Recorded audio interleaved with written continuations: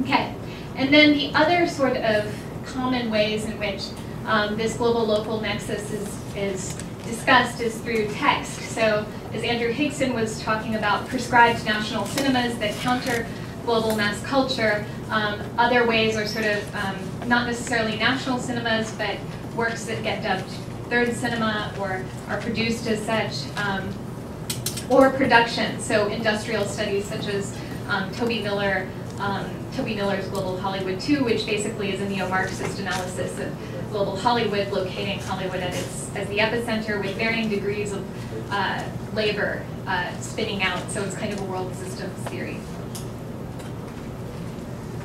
Okay, so further, the study positions the global as the obligatory backdrop against which these significant but compulsory interactions occur, focusing primarily on the dynamism of the local scene. One thing I've noticed about work that sort of engages global-local issues is that it can tend to position the global as always shifting, fluid, and dynamic, and the local as either merely reactive to this or static and kind of essential. So I thought I tried to sort of be careful to avoid doing that in my own work. And I think Saskia Sassen argues usefully for an alternative geography of globalization that pays attention to the ways global processes become congealed and lived out in places such as cities, and calls for attention to the immobilities and boundedness as well as fluidity. And she proposes a kind of counter-geographics of globalization, which is interesting because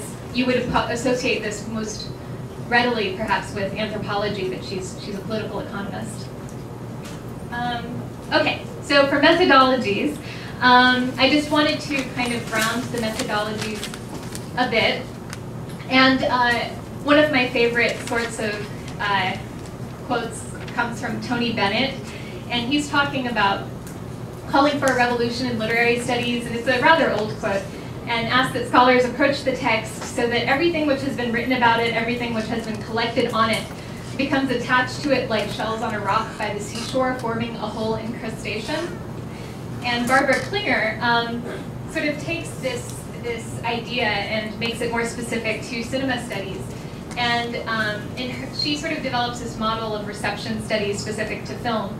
And she looks at, these are some of the materials that she suggests could be the raw data for scholars of film who engage in reception studies work. So tactics and materials by studios, ephemera surrounding the film, design, location, other features of the site, trends affecting the exhibition site, other businesses, industries, and art forms, as well as review journalism.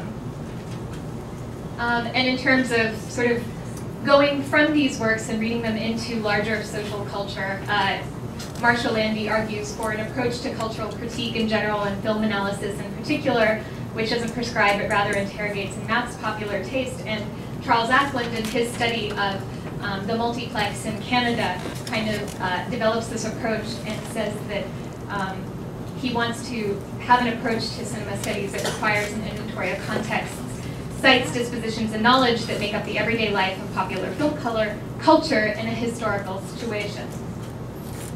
And so the methodologies that I used sort of worked from these sort of contexts. I used participant observation of the site itself, its location within the city, its layout, its architecture, and its clientele. The discursive identities of the site is formed in journalism, academe, cinema, popular culture, cinematic representation, personal websites, blogs, and other forms of representation. One of my other hats that I wore when I was actually here was, for the past couple of years, was working at a feminist media communications NGO here in Quezon City. So through my work with them, I realized how little internet penetration there is. I think it's under 2% within the country as a whole. So one of the things I want to be careful about doing, since a lot of the data that I sort of gathered is through these sort of online sites, is to really acknowledge the sort of narrowness of that kind of data within this context. And so that's one of the things I want to do. So surrounding ephemera, such as programs, flyers, handouts, posters, and other materials, and events at the site, such as film festivals, speeches, etc.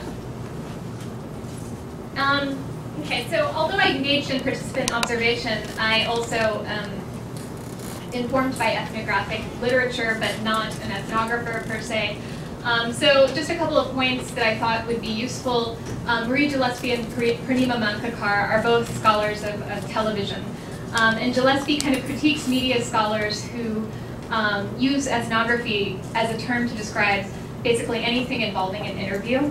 And so what she says is that ethnography is really a way of understanding social life in relational and holistic terms with two purposes, one of which is Clifford Geertz's idea of showing or a thick description, and the other one is letting the theory emerge from the data itself. Purnima Mankakar uses theory to orient informant's accounts in order to problematize this dichotomy she sees between description and analysis. And there's a lot of text here, but cosmopolitan ethnography is the particular branch that was influential for my work. And basically, Arjun Appadurai talks about how today's cosmopolitanisms combine experience of various media with various forms of experience that have different national and transnational genealogies. And of course, the quote kind of erases the universalizing tendencies of cosmopolitanism in a kind of potentially problematic way. But Leila Abulagad uses this kind of idea in her work on television viewing in Egypt, and says that cosmopolitanism can apply to those who stay at home as well as those who leave. And a lot of this occurs through people's engagement with television, so they become able to think of themselves as part of a wider sort of world. So issues like media and the imagination play a huge part in this. Okay, so it seeks to pose the following questions. In what ways do local screen cultures negotiate their encounters with global processes? How can scholars account for the ways in which global flows work their way into local spaces while avoiding the simplicities of local resistance, local hybridities, and global homogeneity? How do discourses of class intersect with these issues? And I would add to this discourses of gender as well, although it's not something that I've approached very heavily yet. It's something that I want to integrate. How does the post-colonial urban context affect ideas of alternative cinema and its associated practices of distribution and exhibition? Okay, so this is basically the chapter outline. I'm only going to talk about the first three, which are the ones that I've had the time to tackle recently. And I've arranged them in this way because the first two chapters are looking at sites that are sort of ports of entry for global mass culture, which have been kind of had interesting interactions with local communities and ideas of art cinema. So within the first context, we're talking about Quiapo, and then in the second context, Indie Cine and Robinson's Galleria. So and the titles are quotes from articles that were talking about these two spaces. So the first one, Quiapo Mon Amour, is the headline that was written for an article that was sort of describing Quiapo as a place to find romance in the old city. It was in the Sunday Inquirer, and of course it's referencing the Alain René's film from 1959, which was called Hiroshima, Mon Amour. The second one is looking at Indie Cine in light of the decaying decay of the multiplex and the rise of independent cinema, which are sort of happening in tandem, although I don't think there's a cause and effect sort of thing going on. And then the third chapter that I'll talk about is called Desanctifying Screen Cultures, and it looks specifically at Cine Katipunan and the Mogwai Cinematheque. So these are all places that I think a lot of us have been. I think it'll be interesting to hear your comments about sort of my ideas about how they're working. And then the other two chapters, which I'm not going to talk about, the fourth one is sort of, I was interested in some of the human rights cinemas that were coming out in the film festivals this last December, particularly the Contra Agos Festival, which was organized by Kiri Delena, who I interviewed about that. And she also organizes Cine Katipunan. And then the Cine Veritas Festival at UP as well as there are a couple smaller ones that took place during that time. And then the textual reverberations, this is a chapter I haven't actually pitched to my committee, so I would be interested in what your thoughts on that are as well. And this is because, and I come from a sort of textual analysis